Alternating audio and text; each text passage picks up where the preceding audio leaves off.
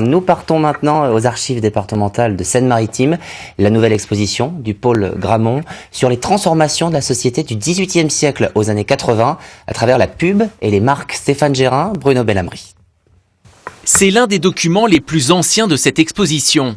Il est daté approximativement de la fin du XVIIe siècle, signe que la publicité était bel et bien présente sous l'Ancien Régime dans les rues de Rouen.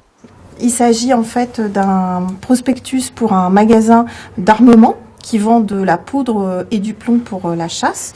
Donc c'est destiné plutôt à une clientèle noble. Ce qui est frappant avec ce prospectus, c'est qu'on voit déjà le rôle de l'image qui est très important pour attirer la clientèle. Par la suite, c'est dans les journaux que la réclame va faire son apparition, notamment sous forme de petites annonces. Et au XIXe siècle, la publicité va prendre des couleurs et du volume avec l'arrivée des affiches. Ce changement, on le doit aux artistes qui sont en quelque sorte les premiers publicitaires. Cette pub pour une boisson alcoolisée, réalisée par Jules Chéret, en est l'exemple parfait. C'est le père de l'affiche. On a à cette époque-là le mouvement qui s'appelle l'affichomanie, qui voit des illustrateurs de renom, tels que Chéret ou Capiello ou Mucha, se lancer dans la publicité. Et ils vont travailler énormément. Au XXe siècle, c'est l'explosion de la publicité.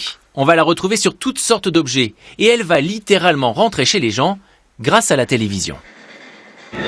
Les nouvelles 104 Peugeot, une 5 chevaux qui roule à l'essence ordinaire et 2 6 chevaux.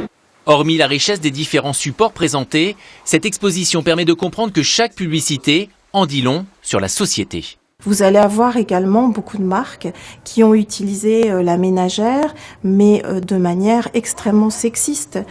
Donc la publicité véhicule des valeurs qui correspondent à la société. Elle est le produit d'une société et des fois, ce qu'elle nous révèle nous fait horreur aujourd'hui.